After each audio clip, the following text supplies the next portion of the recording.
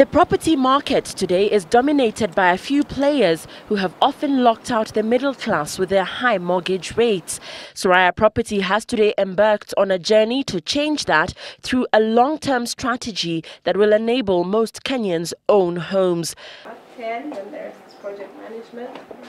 We visit the head office of Suraya Property Group along Lower Kabete Road in Nairobi. And here we meet Muraya, the lady at the helm of the fastest growing real estate company in the country.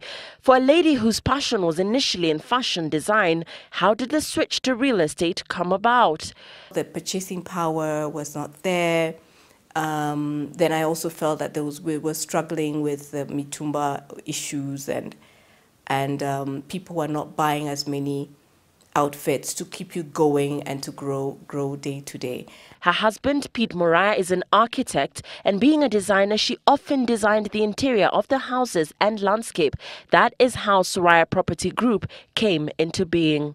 I was been in and out of the office, and I would see what he's doing, and I'd look at the profile, the interiors, and I'll give him a critique, and I'll get involved in what he's doing. And at the same time, he'd come into my office and tell me, oh, I don't like those colors.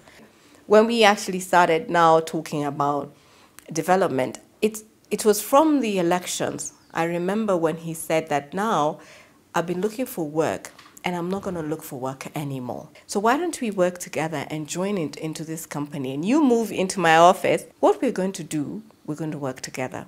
And I know your strengths, and I know my strength. We came up with the name Suraya, using her name Sue and Muraya. Me, I keep saying God has a way of blessing you in different ways.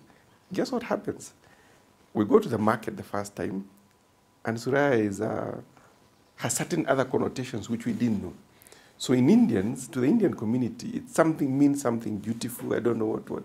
So the Indians saw the name and assumed it's an Indian. They didn't even ask.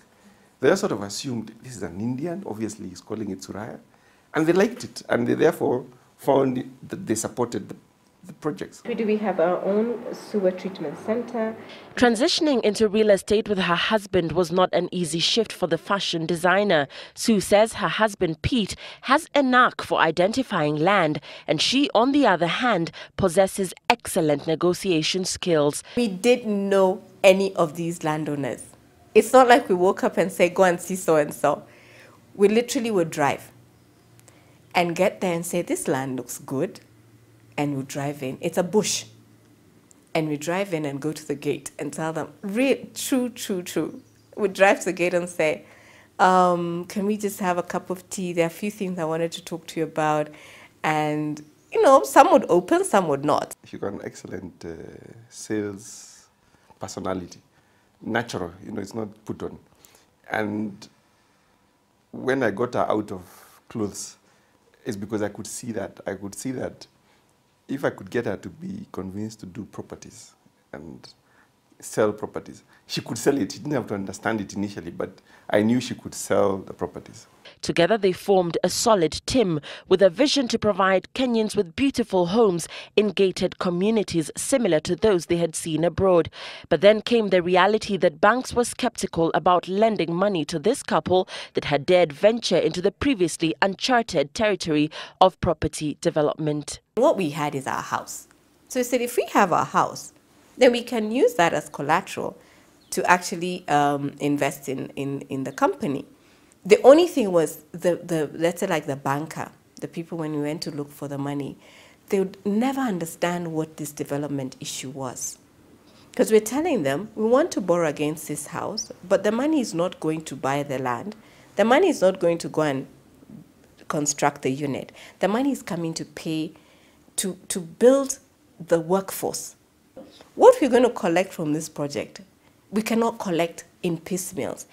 What our contract says is that we must pay the contractor, we must make sure the houses are handed over, we must make sure that we pay the landowner, and all that before us as a company, as Suraya, can say that this money is available for me to use and do whatever I want to do with it. The company then began entering into contractual agreements with landowners that made them part of the project in a subleasing ownership model. This model paid off in that the landlord would remain the owner of the plot while earning annual rates from their land. It had all the elements for failure. Here you are in Gashie, surely, you know the reputation. Here you are, it's a coffee bush. You know, there's nothing. You're not putting money. You don't have money. It had everything that we say that will not happen. You don't own the land. You don't have the money to buy the land. Your office is basically very, very small. And then here you are, you're doing this business husband and wife. I mean, what is this? What are these people trying to tell us? Today, Suraya has a support staff of at least 60 employees, comprising architects, designers, marketers, and administrative staff. The Murayas have developed over 2,000 housing units. The couple has developed multi-million shilling developments in some of Kenya's high-end neighborhoods, but has in recent years made provisions for the middle-class clientele. What we say as Suraya is that we want you to start somewhere. And we want to start you up where you can afford. So if you earn a certain salary range, then where can we put you in our projects? If we have the different price ranges for you, then you can be able to buy a unit at Sukasa for $1 million. And after 2-3 years, sell it and go to Loan View for $5-6 million. And then again, that way. So in about 10 years of your life, if you wanted to move to a house in Rose and Gardens for 45, you'll be able to do that. She notes that business or any other career can be demanding in terms of time and cautions that women must realize they are mothers and wives first and adjust accordingly. When we get home, she will go and get me the tea. You know what I'm saying? She's the wife. She will now make sure that the food is ready. Right? I mean, I'll never know what is being cooked. Listen to your spouse and listen to his ideas. There's probably something that he'll tell you that you'll think, don't be so cautious that to say, those are things that you were just talking with your guys, they don't work. Because then you actually stop him from being creative in what he's trying to think and trying to do. Sue's parting shot, anyone can achieve. It's all about self-belief.